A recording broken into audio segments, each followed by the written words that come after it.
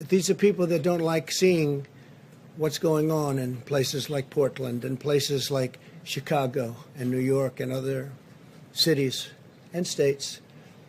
And I've heard these are people that love our country and they just don't like seeing it.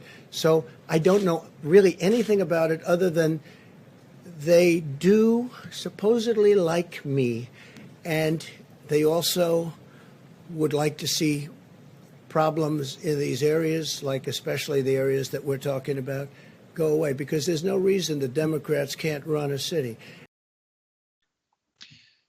That's a throwback to when, regrettably, tragically, Donald Trump was president. He was asked about QAnon. And those of us who were worried about QAnon were told for years, why are you freaking out about this? Well, Trump would never encourage this, and it's such a small group of people. Well, no, he did encourage it. He pretended he didn't know that they think that virtually every Democrat in the country is a satanic child rapist and perhaps cannibal. And he did encourage it. And you know what's happened since then? It's gotten bigger and bigger and bigger. And so too has the death toll. So we're coming off of, just within this last week, a man murdering his wife and shooting his daughter after, according to the surviving daughter, being sucked down the Q rabbit hole. So that's how we entered this week. You know what Trump did to follow that up? He posted this on Truth Social, a QAnon meme. The storm is coming, with Q on him and the when we go all. So after they killed another person and tried to wipe out a family, he gave a little wink and a nod, telling them that their theory that he secretly is in charge of everything and there's this plot where he's going to save the world, maybe it's true. I don't know. I'm just truthing about it. That's a fun way to greet the murder. Well, now, right after that, what happens? Another person who's a big QAnon fan in a clown wig went to a Pennsylvania Dairy Queen and said that he was going to restore Trump to President King. How? By killing Democrats and liberals. That's how.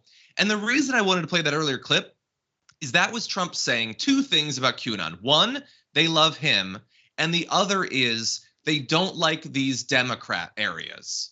He listed in the extended clip Chicago and New York, a few other places. Democrats are ruining these places, and they don't like that. And that, according to Trump, was the right stance to have. Well, now you have QAnon people saying they're not just going to kill their families anymore. No, they want to wipe out Democrats and liberals because they believe in all of this conspiratorial stuff that he has been encouraging. This guy, Jan Stawovy, had a loaded handgun and extra ammo. He went into this Dairy Queen saying he was going to get Trump back into the presidency by killing people. Now, how that would work, who knows? These are deranged people, okay? And that is why you should not be encouraging them, telling them that their apocalyptic conspiracy theories are true. Nina, what do you think? Yeah, John, I mean, he's getting these people amped up, and there are certain people in the world who are predisposed to take actions based on somebody in power, pushing them to do so. And that's exactly what Donald J. Trump is doing. And if he loved this country the way that he purports to love this country, he would be out there right now, because he is a media magnet even to this very moment, saying to people in QAnon and other movements similar to this to stand down instead of telling them what to stand up and stand by, whatever the hell he said that day. Yep. But he's reveling in this. And this really is a shame that people are losing their lives over a lie and foolery. And Donald Trump has within his power, but he'll never do it, is to bring the temperature down. And so all of us should be very afraid. Any of us could have been in the Dairy Queen. It's ridiculous. Yeah, 100%. We should be worried about this, and you never know where it's going to hit. And look, like I said, when we were talking earlier this week about the guy who killed his family because of it, maybe these people were always going to be crazy, but maybe they didn't need to be spurred on to think that there was a legitimate moral, political, ethical reason they had to do these things.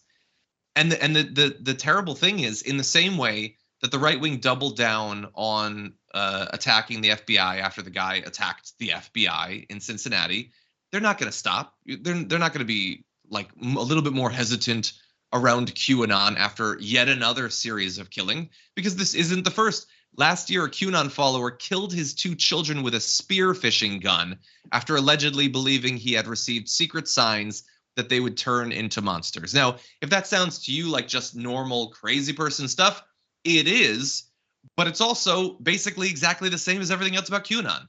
The idea that we have these secret messages about satanic pedophiles and that's their entire thing. And this is literally tens of millions of people now who take this theory as seriously as you watching this, you reasonable person. Maybe you have thoughts about climate change or Medicare for all. They are just as serious about this as you are about those things. They're deranged. They're detached from reality. They're potentially murderous, but they believe it so hardcore. And the idea that all these people would be continually reinforcing their mind that that's true, it is terrible. There's blood on their hands, and there's just going to be more and more. Any other thoughts? Agreed, John. No, you laid it out. Agreed. So we all must be vigilant. We got to be aware, and we got to keep pushing back against this kind of behavior and rhetoric. It is very dangerous.